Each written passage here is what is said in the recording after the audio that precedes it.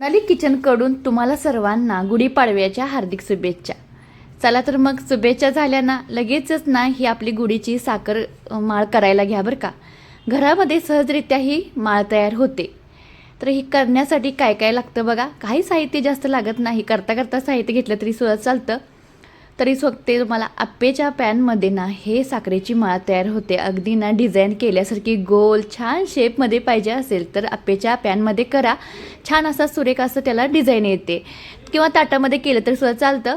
पॅनला छान असं तूप लावून घ्यायचं, ते लावलं तरी सुद्धा चालतं. दोरा आहे तो पाण्यामध्ये भिजत ठेवायचा आणि भिजलेला दोरा आहे ते पॅनमध्ये घालून घ्यायचा. सर्व बाजूने असतं ते हे करण्यासाठी कितीची माळ पाहिजे तुम्हाला तितकी.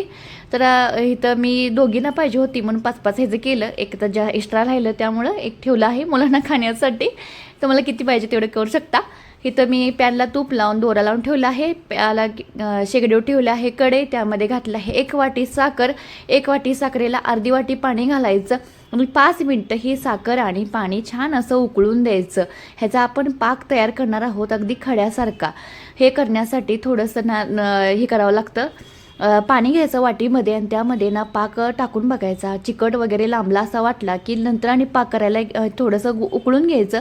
जोपर्यंत खडा तयार होत नाही तोपर्यंत ही उकळी मारून घ्यायचं. बघू शकता हे पहिल्यांदा मी हे केलं, पाकामध्ये घातलं आणि थोडंसं लांबट असं झालं म्हणून थोडा वेळ आणि मी उकळून घेतलं 2 मिनटं. पाक हे आहे ते पुढं मागं होऊ शकतं, त्यामुळे गॅसची फ्लेम किंवा शेगडीची फ्लेम आहे लो करूनच हे माळ तयार करायला घ्या. बघा एकदम मऊजार आहे. मी 2 ते 3 वेळा असं चेक करून घेतलं आहे, बघू शकताय. तर हे पहिल्यांदा झालं, दुसऱ्यांदा सुद्धा करायला घेतलं, दुसऱ्यांदा व्यवस्थित झालं.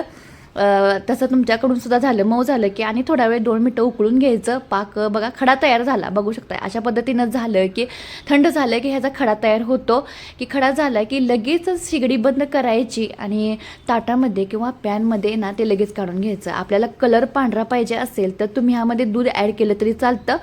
दूध घातलं आहे, मला पांढरं पाहिजे होतं म्हणून. किंवा कलर कोणताही चालतो, लाल, केसरी, हिरवा कोणताही यामध्ये कलर घाला चालतं. कारण की भरपूर अशा व्हरायटी आपल्या घरामध्ये असतातच, ते घालायचं. आणि ह्याच्यापासून तुम्ही गुढीला लावलं लगेच संध्याकाळी ह्याचा काढून ना साखरेमध्ये चहा केला तरीसुद्धा चालतं. बाहेर आहे ते केमिकलमध्ये कशा रीतीनं केलं आपल्याला माहीत नसतं. कायम बाहेरचं घेतो ते वेगळाच आनंद असतो. पण आता कसं जरासं वेगळं झालं आहे, घरामध्ये तयार होतं आहे म्हटल्यानंतर आपण आज का मागं राहायचं.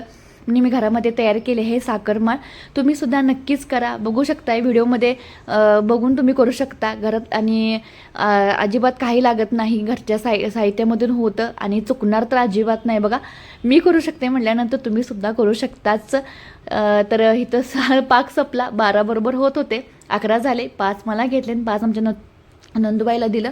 लगेचच थंड झालं की काढायचं. तूप असतं खाली त्यामुळं चिटकत नाही. तूप असं लगेच थोडंसं खेचलं की लगेच निघतं.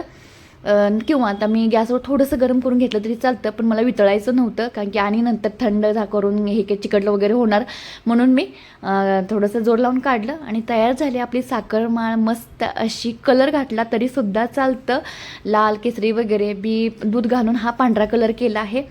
तर बघू शकताय. तुम्हाला काय वाटलं की काय असं नाही तसं काय ताई काय असं, तर तुम्ही नक्की मला कमेंट करून सांगा काय प्रॉब्लेम वाटला तर. तर बघू शकताय सुंदर अशी माळ तयार झाली आहे. तुमच्यासुद्धा गुढीला घरच्या घरी अशी माळ करून घाला. आणि आपण स्वतः केलेली माळ गुढीवर बघितल्यानंतर तो वेगळाच आनंद तो आपल्याला भेटत असतो. तर चला आणि एकदा तुम्हाला गुढीपाडव्याच्या सोनाली किचनकडून हार्दिक शुभेच्छा. असंच चॅनल पाहत राहा, लाईक करा, शेअर करा. धन्यवाद.